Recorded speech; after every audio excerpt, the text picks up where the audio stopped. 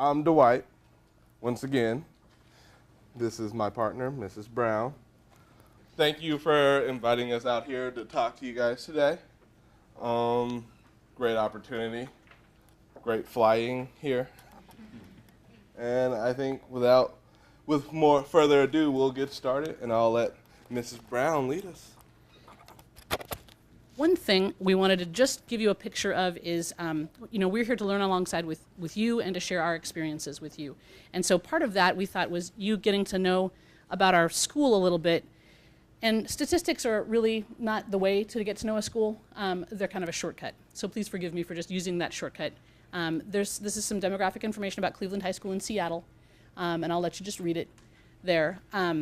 This is the school that Marjorie's been referencing. She's been in partnership with us since 2007, so this is the context in which we've been doing our work. We also wanted to use a human highlighters piece.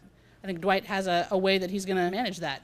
My thought for doing the human highlighter is, what better way than to give people some highlighters? You said you wanted to be one of the human highlighters? Sure. All right, it matches your wristband. Thank you. He'll do it? Okay. One other thing that Dwight's going to manage with this, he's got a really strong sense of of momentum in speaking and in a classroom, in a speech, and presentations like this. And so I want you to know that I've asked him to, at any point in the presentation, whether he's talking or I'm talking, to interrupt. One way we use human highlighters, right, is to redirect attention and to kind of reignite engagement. So if he sees a need for that, he's just going to stop me and say, "Hey, Ms. Brown, it's time to do a human highlighter right now." So don't think he's being a jerk if he does that. He's doing what I asked him to do. I'm a really nice guy. Absolutely. Absolutely. So we're going to start to, and you can be thinking about what kind of, what attention do you see us paying to relationships, relevance, rigor, and results with the moves we make, right? So our one move we wanted to start with is asking you to talk together on these topics. Some of them you might have already spoken about today with a partner or with anybody else, especially these first three, right? So where is student voice strongest at your school, your particular role, how you want to see student voice further amplified. What you might not have talked about yet today, or maybe you did, is this one. In what ways are teachers at your school getting regular feedback about their teaching? So would you take a moment with your table group, let's say 2 minutes, to kind of, maybe 3 minutes if you need it, to discuss those questions, where your team is at.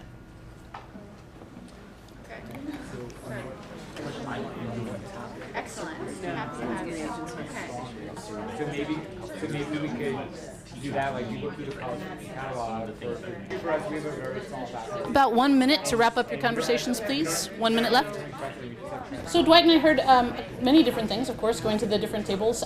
Some themes that I heard about roles for student council. I heard about roles that counseling and advisory play for students, or sometimes some student-created groups. I heard about the roles of surveys. That I'm assuming they're YATS surveys that were given. So those are the kinds of places that I heard people talking about student voice being strongest at their school, and the surveys, and in particular as a feedback moment. Dwight heard some other. So I'm not going to go down the whole list of what I heard, but one thing that really stood out to me that I heard was they talked about when a group talked about hearing student voice when they're planning out a field trip. And when you're a student, you're like, I don't want to go to the museum. I'm trying to hit up the fair or something like that. And, that really never occurred to me. I never really thought of, hey, we have student voice when we plan field trips.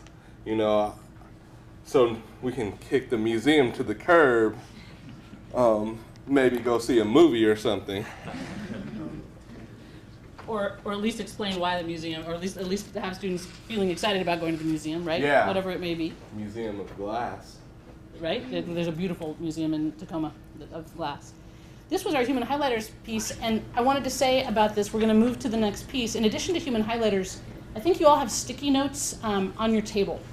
And one thing, just with time in mind, and also knowing the beautiful luxury that we have of you guys having an afternoon session, and Dwight and I will be there and available to you, what we thought would be the best use of everybody's time is, instead of taking questions kind of as we go, unless it's a clarification question, of course we want to be clear if there's something that's unclear, but if it's a deeper question, if you could write it down on a Post-it note, and we're going to gather them at the end. That way, well, actually, let me ask you.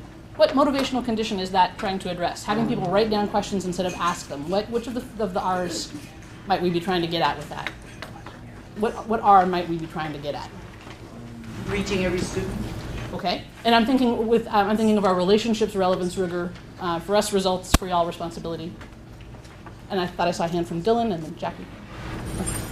So responsibility. So some people might not feel comfortable raising their hand and asking a question because they don't want to be judged or anything. So if they write it down, it gives everybody a chance to. Thank you. Anybody see another R or add on to that? Yes, ma'am. I would say relevance, because then the teacher's able to keep everything on focus and on topic rather than having questions that aren't necessarily subject. Thank you. Thank you so much. And you've probably already noticed about the 4 R's. You could probably make a case for some other R's too, right? Sometimes they just blend into each other, right? Cool. All right. So, human highlighters, be at the ready. This is the part of the session where we just share our experience with student instructional counsel. Okay? You've heard a little bit already, and luckily I don't have to go back into it. I think of the work that Marjorie did with our school as like a garden. And some things we planted really intentionally, right? We started with data in a day really intentionally. We said our school has a problem where teachers don't have very transparent classrooms.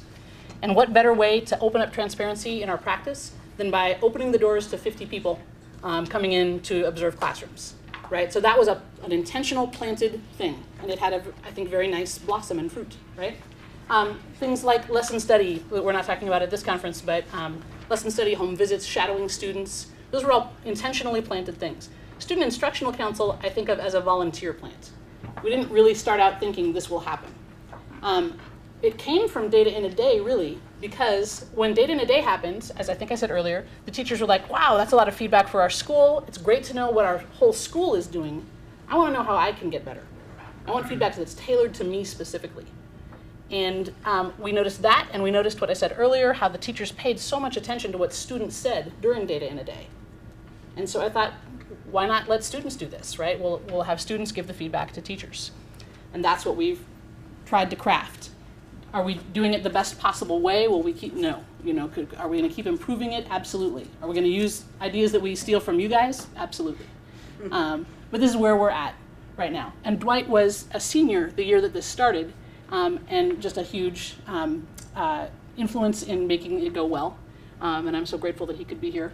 I want to say, though, too, it was a pretty big group when we first started, just on the strength of saying, hey, would you like to give feedback to teachers and help improve the school? How many? 60 students showed up at our first session? Mm-hmm. Okay, at a school of whatever, not even 900. A lot of freshmen showed up. And the range of academic, the range of the students in terms of historically how they've done academically was very wide, very wide. Dwayne represents, you can see, he's a really like outgoing, confident kid. That is not every kid that was on student instructional counsel, right? And ongoing is not. When he was doing it, it was kind of a club.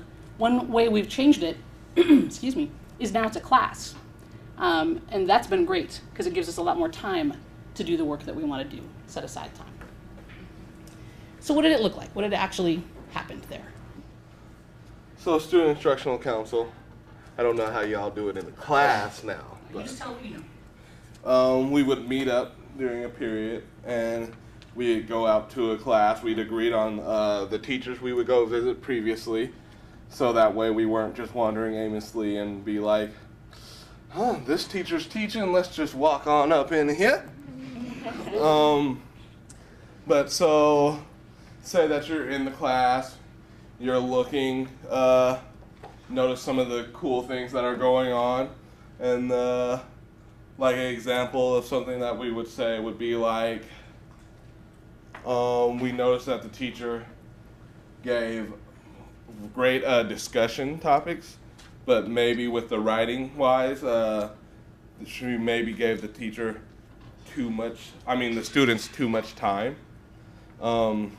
That is a trend, at least in college, with student teachers, and it's a trend in high school as well.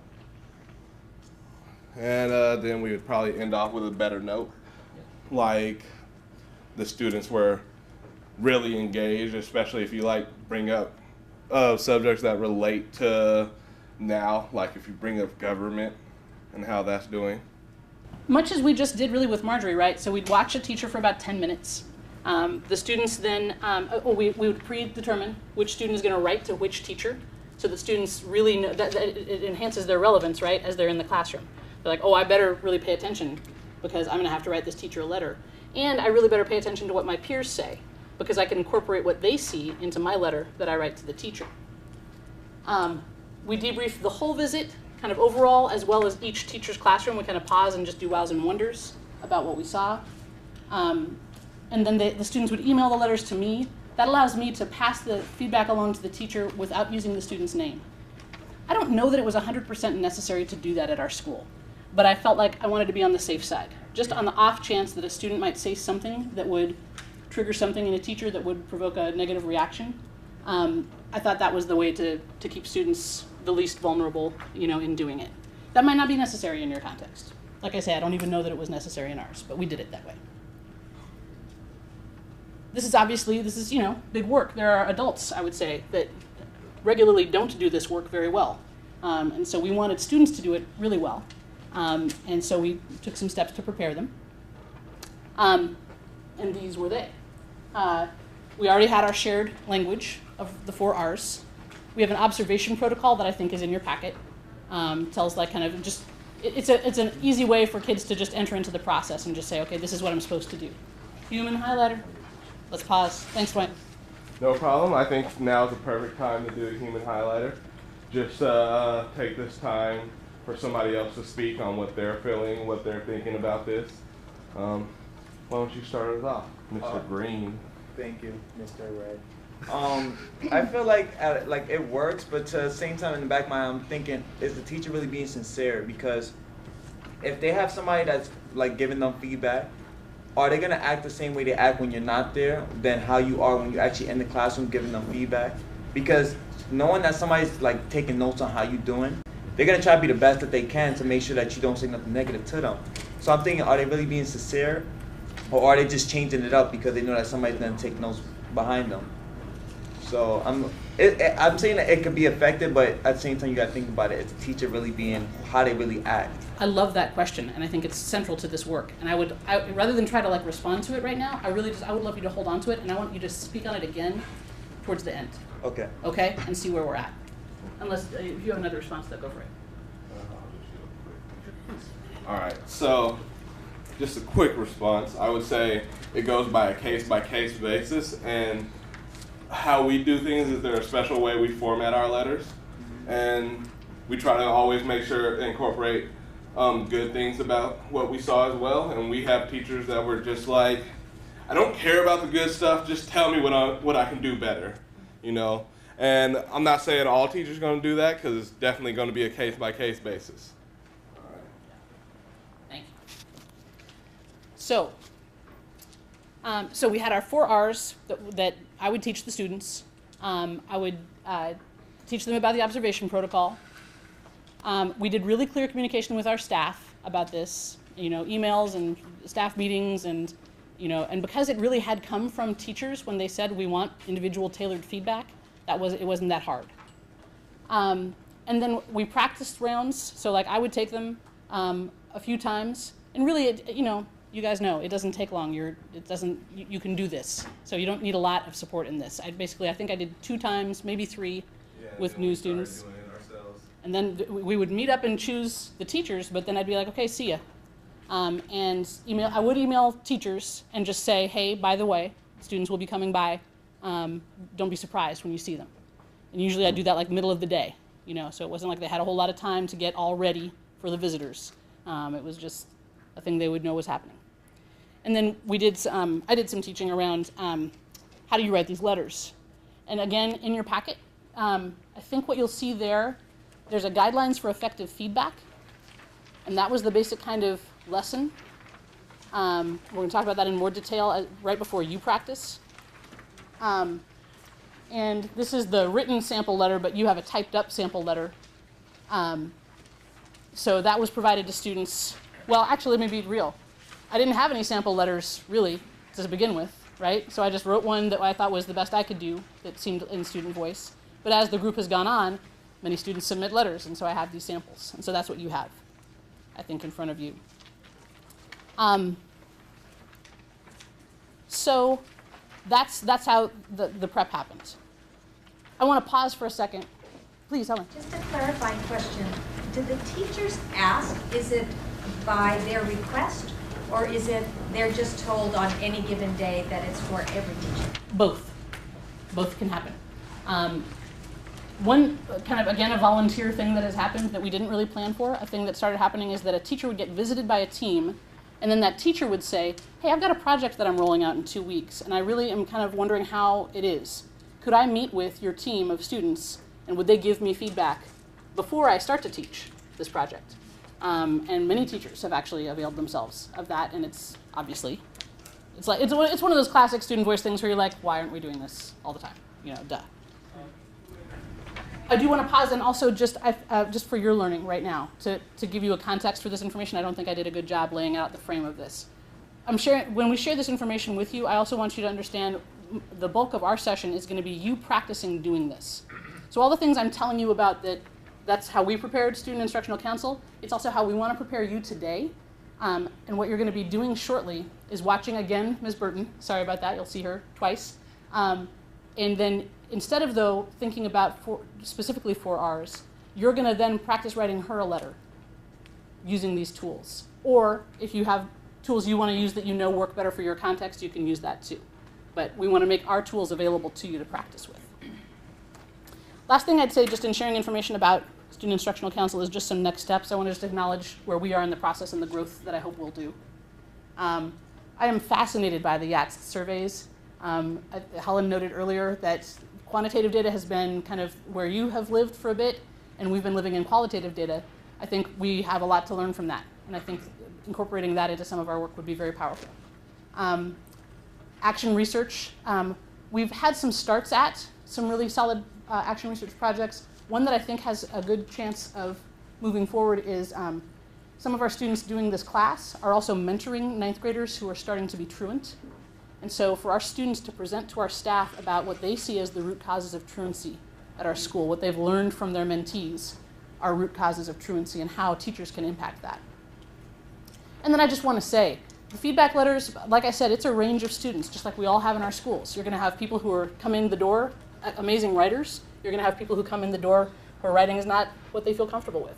So really staying on top of the quality of the feedback letters that the teachers are getting. Okay, so I think, let me turn it over to Dwight. I was actually going to do a human highlighter real fast, you know. Let's see here. Who's going to be the next not victim. Who's going to speak next? Jackie, how about you? Yes. Well, I mean, I like the idea of what you're presenting as far as consistency, of approach. I think that can only help with communication among teachers, administration, and students, right? So the more targeted we can be with approach, the better the communication will be, which in my mind will lead to a better system of feedback. So I like that. Cool. And just a question, how's everybody doing? Good. Good, everybody's enjoying this. Happy to be here. Just to 5. 5 being absolutely, fist being no way, and 3 being I'm in the middle. How many of you think that your school could possibly implement something like this, a version that works for your school? Okay, okay. 3s and above. Alrighty, thank you very much. So let's move into the part where you're going to actually start getting ready to do this work. And let's start thinking about some times that you received feedback that helped you really get better at something. This does not have to be in school.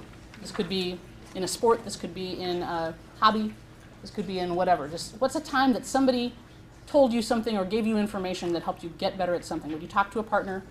Just trade stories about a time that you got better because of feedback.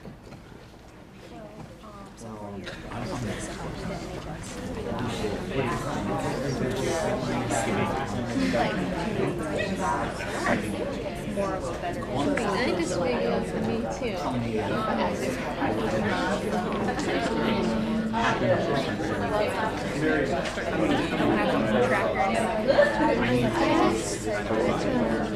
Could I call everybody back? I see a lot of people already open to that page that is guidelines for effective feedback, and that is perfect. Would you now take a look at that document? The feedback that you got, that you just told a story about or heard a story about, can you point to a place on that sheet where some elements of what's on that sheet was present in the feedback that you got? And then really, I guess what I'd love to see is, would you just raise your hand when or if you find something on those guidelines that matched the feedback that you got that helped you get better? If you find it, raise your hand. So for example, if you got feedback, I one time got feedback that was really quantitative about my teaching. And that was really helpful to me. So I would point to the can be quantitative, and I'd raise my hand if I found that. So how many people can find something on the guidelines that matched the kind of feedback that they got? Let me see hands. Okay. All right, and it doesn't have to be 100% match. That's great. How many people in this room have taken notes on teaching, have gone into a classroom and taken notes about what they've seen? Great. How many people, last question, that's a hand raiser, how many people have heard the phrase low inference notes? I think this might be a New York thing. Oh, Eric, and a Colorado thing as well. Okay, all right.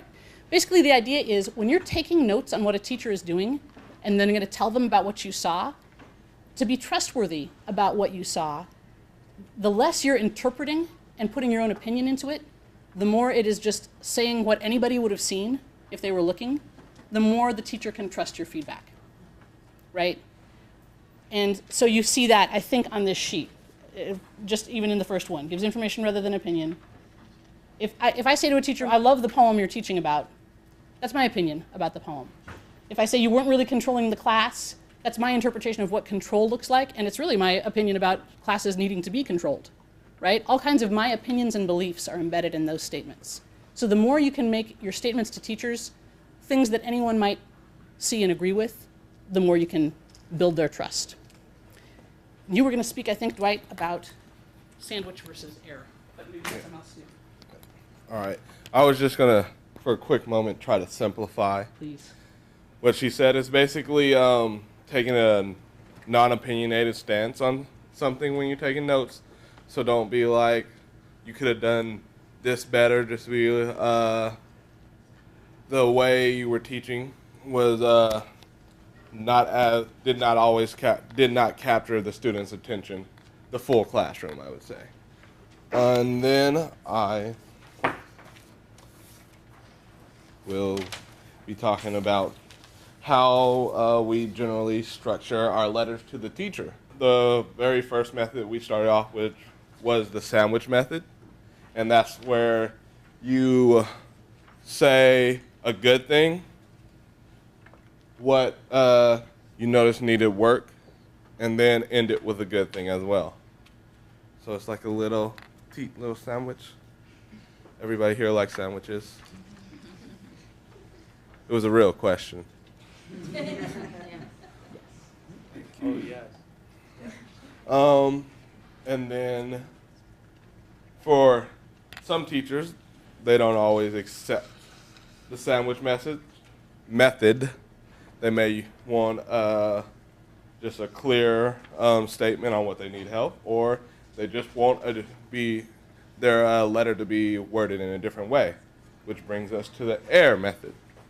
That stands for accomplishment, inquiry, resources, and engagement. And I'll read the example. Many students spoke with excitement about their up-and-coming presentations and said that they felt prepared to do well. And something that you don't want to do is perhaps if family or community members were part of the presentation panel, students would have more interest and more help in improving their project. The sandwich thing is a great first step, but it's kind of formulaic, right? And it can feel fake to people. Teachers can hear it and be like, okay, this is the part where they tell me the nice thing and I'm getting ready for the terrible thing they're going to tell me, right? And so as your group moves in sophistication about how they give feedback, this is just one progression that we felt like we went through, is moving from just simple steps to a little more sophisticated way to give feedback, and one that can be more meaningful, for sure, for teachers. Could you look now at the model letter to the teacher? Everybody there? Okay. And then one more time, if you would just, it's the same basic idea as with the thing we just had to do with the feedback. Take a minute to read that letter and highlight or mark a place that you see some really good feedback, some feedback that you think could really matter to a teacher. And literally, let's just do that for 30 seconds. And any feedback that's good, it could be negative feedback, but if you think it's good feedback that would help someone.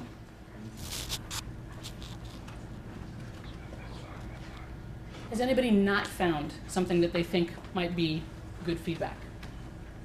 Has everybody found at least something that kind of matches up? All right, great. So now you're going to practice this. You're going to practice writing your very own letter. In a moment, I'm just going to switch it over to the other computer. We'll watch, again, Ginny Burton. Now your lens is, what would I say to this teacher to help her get better? There's a form in your packet. Wows and wonders, exactly. You can move across the R's. You don't have to stick with any particular R. You can make your notes about whichever one you want, okay?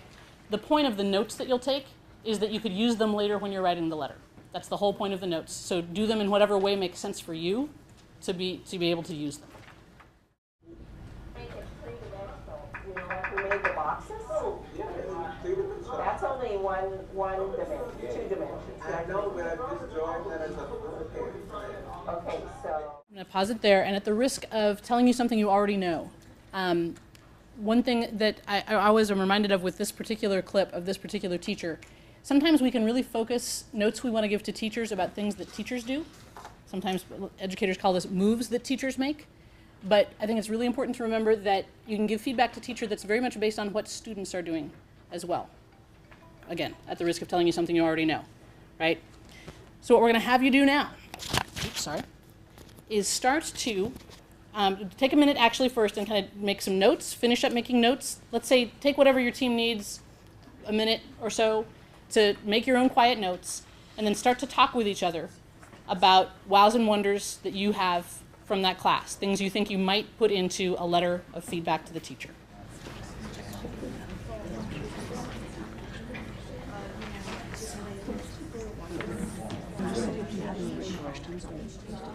I thought it was nice that the teacher had Exactly. You start on that side.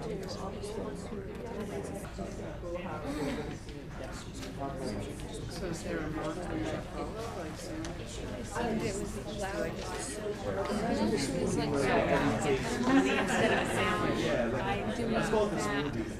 Excuse us, can we have a moment of your time? Thank you. Again, it kills me to interrupt these conversations because I'm hearing them and they're just amazing. If you could come to a conclusion rather quickly of what you're saying and actually begin writing. And what we know, given this time period, we don't want you to get wrapped up in finishing a full-on letter, right? So would you aim now to either draft a full outline, if you're a person who loves to make like bullets, or if you're a person who loves to, whatever little structure you use, make a list of the things you'd want to say, go for that. If you're a person who does better drafting in sentences, maybe you want to aim for just the first paragraph of your letter. But either way, have something that you can feel good about having finished before you leave the room, right? Something you can really share with the other members of your team. So what we'd like to do is really give now like a full 20 minutes for you to begin that work. Of course, it's not enough, but you know, we want to put significant real estate of what we have into that time. We're going to circulate and do the best we can to support you. We're also not going to hover. We're not going to like just be standing by you just to hope you ask us a question. So please don't feel like you need to ask us anything.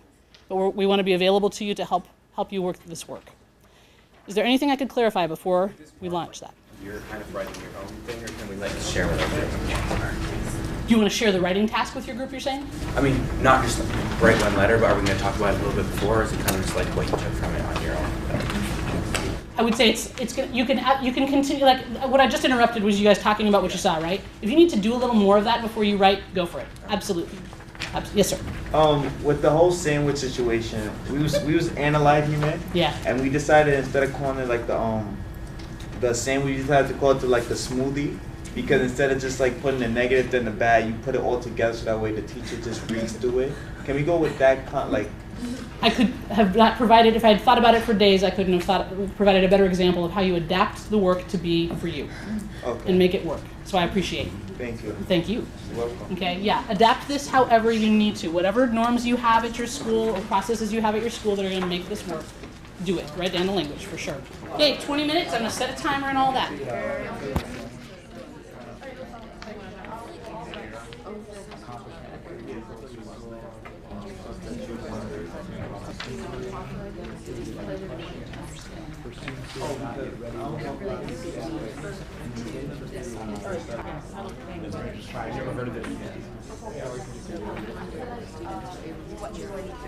Like you do a chart, you do like causes and deltas, yeah.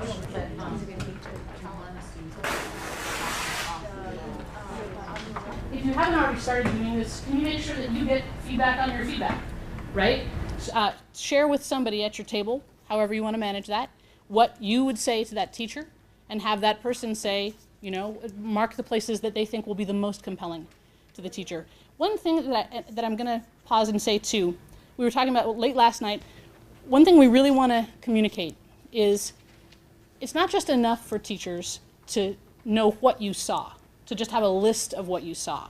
They need to know the thing that really, really matters, the most compelling point of growth that they could have. And so sometimes it's really tempting, especially when we're new to the work, to just be like, I saw this, this, this, and this.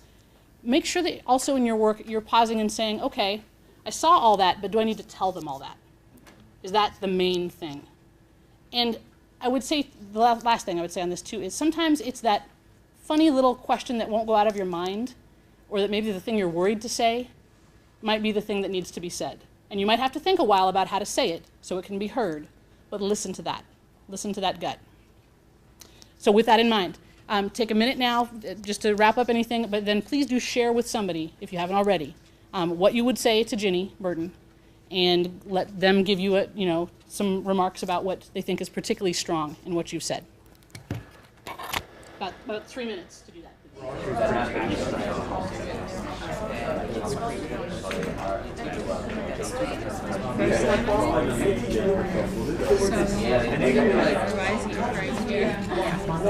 Okay, if non-observation days, I'm just kind of trudging through, right?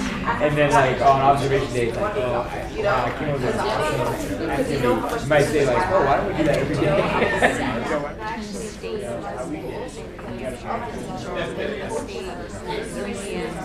Can we have everybody's attention again, please? Thank you. Thank you.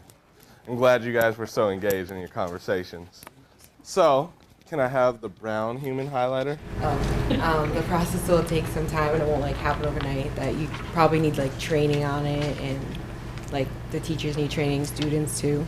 Not just gonna happen like overnight. And you need like a lot of resources. So, yeah. Thank you. One of the biggest things I got out of this was it will take a lot of work, because our school is mainly focused on, well, the feedback for teachers is from other adults. We don't really have a student-based feedback system, but we all think that we definitely need to, and it will take a lot of work, but it is essential. And we definitely think that the teachers will be open to it, because we know a lot of times teachers say to students that they welcome feedback, and they're like, come talk to me.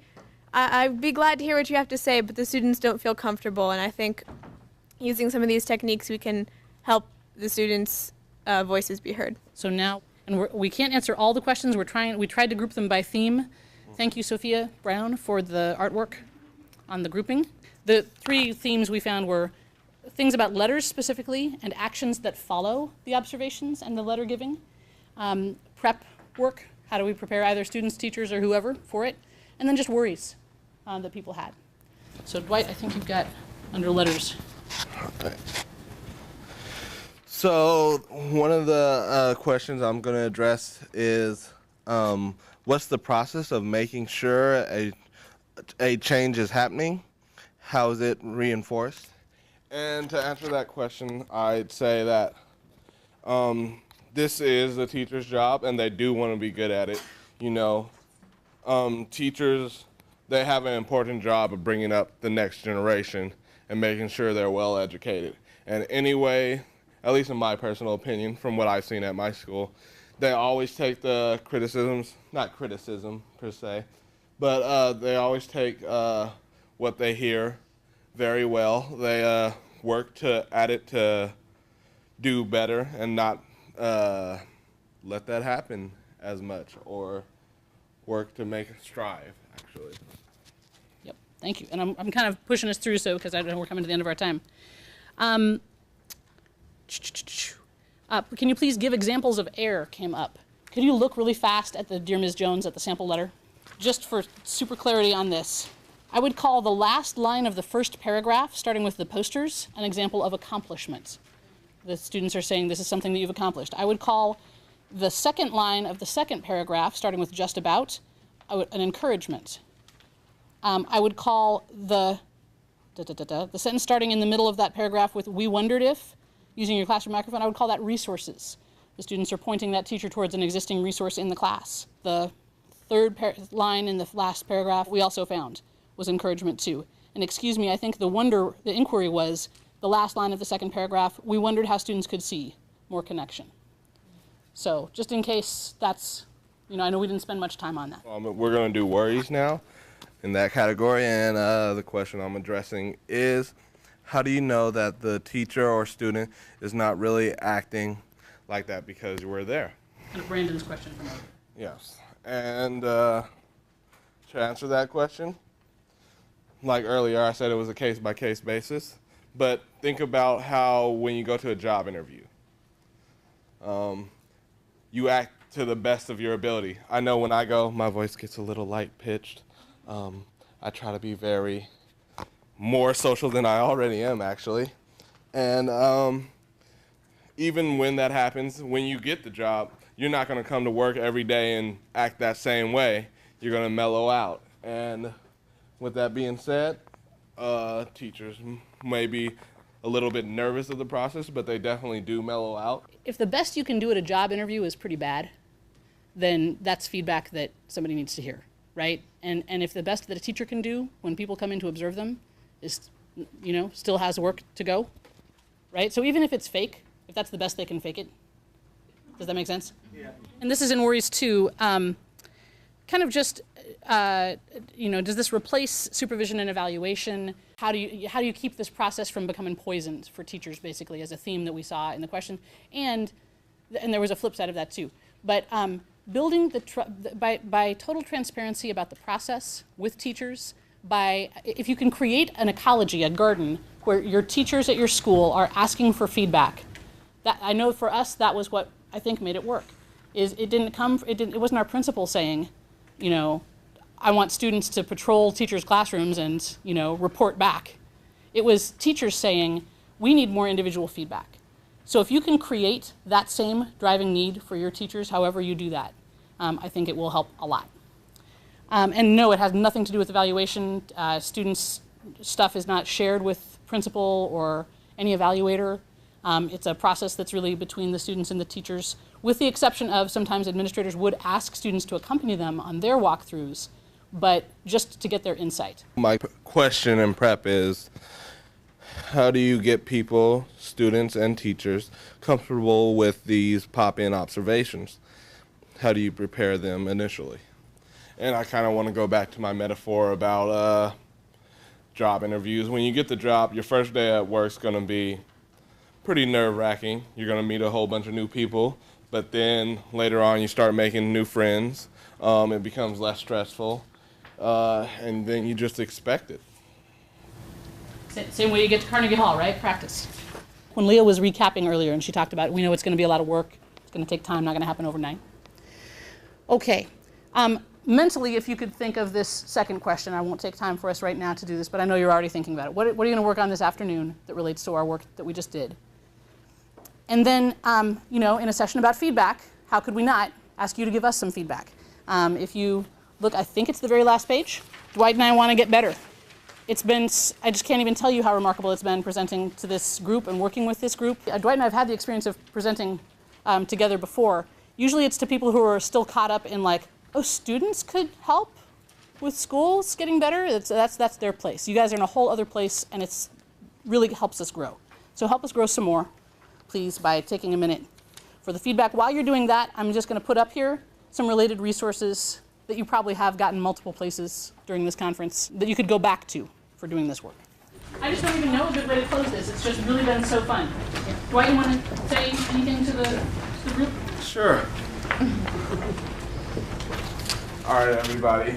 I'm so thankful that everybody came here today. It was a lot of fun meeting you all. It's a lot of fun talking to you guys, because you guys know I love to talk. That's how I get my pride and joy. I'll be down and out, and then I'll meet a whole bunch of new friends, and I'll be like, yay, yay. And yeah, just thank you for coming. Hoping we can make this as fun as we could. And hope you guys really take away from this. All right, let's clap for each other. Thanks.